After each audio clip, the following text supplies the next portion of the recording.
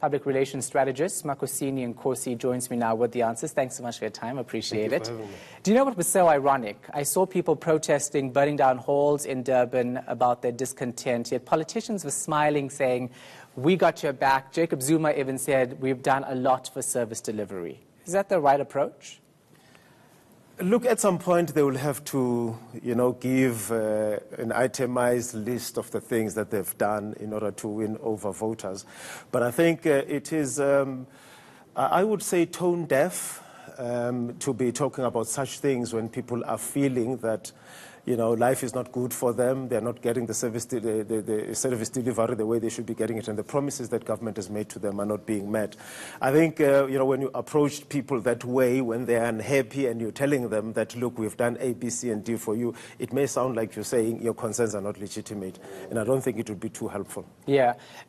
It was EFF leader Julius Malema who said, we're going to win, we're going to get that 51% margin, even though people were saying we're not going to vote at all, even for the opposition.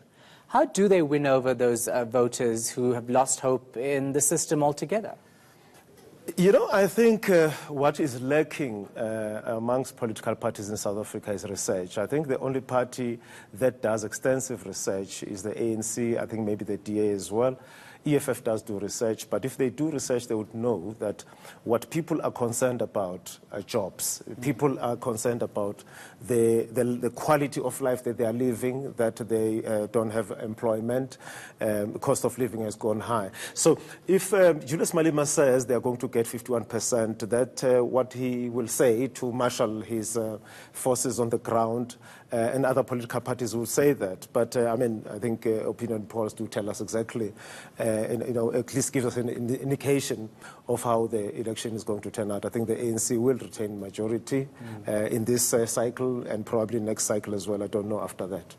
I think Julius Malema and the EFF have been some of the smartest politicians when it comes to playing to what the public wants and what they want to hear. Yes. They've spoken about the land issue extensively. Even before the ANC, they would argue. Sure. They've spoken about jobs. They've spoken about corruption, things we've heard from the ANC as well. But they're louder when it comes to these issues, and that resonates with South Africans.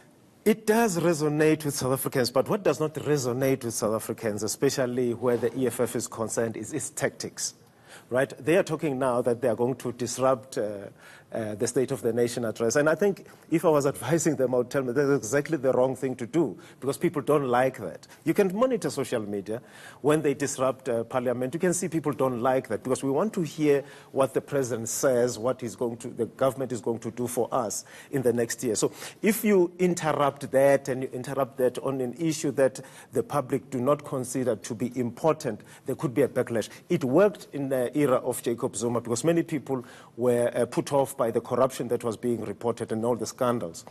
But with this president, I don't think that that would be a correct tactic. They may actually alienate voters, because maybe let me just indicate this to you. South Africa is a very conservative country by international standards. Most of the folks are in rural areas, and our culture is that of respect. If you show signs of disrespect, people take you as someone who lacks integrity, who cannot be trusted and all that. I don't think that the tactics of the EFF resonate with the majority of South Africans, even though their message may be on the spot.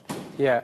But however, when it comes to the Democratic Alliance, on the other hand, they would stand up in Parliament at the National Assembly and say they have certain issues. They do it in a different way. But their strategy, is that working as well? Because are their numbers growing significantly looking back at what they've done over the past couple of years? Let me tell you what I think about the Democratic Alliance. It's very much like the Democratic Tenhale Alliance of Namibia. And if you want to understand where South African politics might go, you have to look to Namibia. The demographics are almost the same. Namibia and South Africa is almost like one country. There is a DTA, it's called something else in Namibia. It's never threatened the SWAPO party. It's always sometimes they think that SWAPO party has problems and they can take over, but it just never happens. And I think I see this playing itself out again in South Africa, because the Democratic Alliance, at least when Mmusi Maimane took over from Helen Zille, the script was that they were going to take over government. And you can see that's not going to happen. I don't think that they would go anywhere above 22% that they got in the last election. Their biggest problem, their biggest bugbear is racism. Now, the majority of black South Africans experience racism almost on a daily basis. It's worse amongst working class people. You know, sometimes I visited my home in Pongola, and I wanted to walk around and not be recognized. I wear blue overalls and a worker's hat. I experienced South Africa differently in a blue overall. All right? The hostility that I received from white people was actually astounding. And the majority of South Africans live with that in their workplaces and elsewhere. And the party to them that represents the people that subject them to racism every day is the Democratic Alliance. Okay. Now, when it comes to electioneering, the Democratic Alliance sends black people to go and canvass for it, but when it's time for people to be sent to parliament, the complexion changes. So poor people are not stupid. Yeah. They're just poor.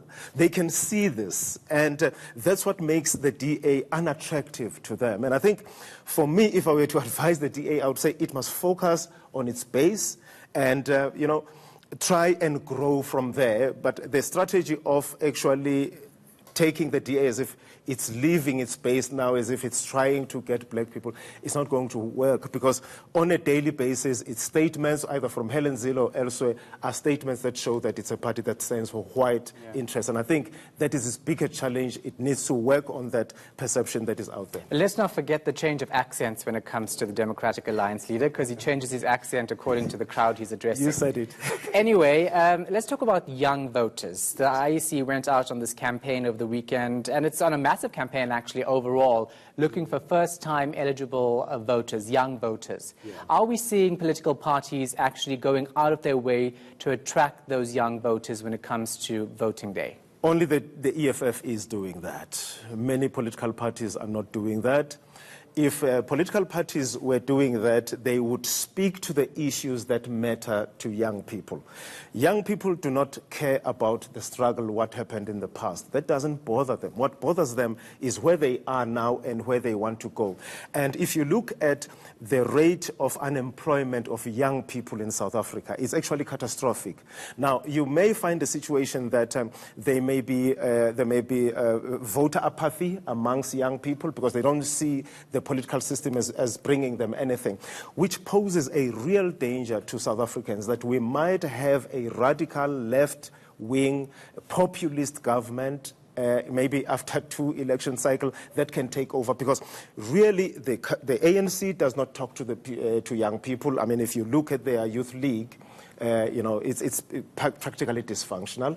If you look at the DA, it also has a dysfunctional youth wing. It's the EFF really that is targeting young people. I think their strategy is that they are growing their own wood, that maybe after 2 election cycles or so, the young people that they are busy energizing may sweep them to power. And that would be a good one as well. But what about the social media platforms? We don't see political parties advertising in the unique ways that you have younger people actually consuming social media and content online. I haven't seen one advert. You get a 9-second ad when you're watching a funny video. I haven't seen any political party use that to their advantage. I don't think that South African political parties see social media as important as political parties do in first world countries like in the United States, for instance.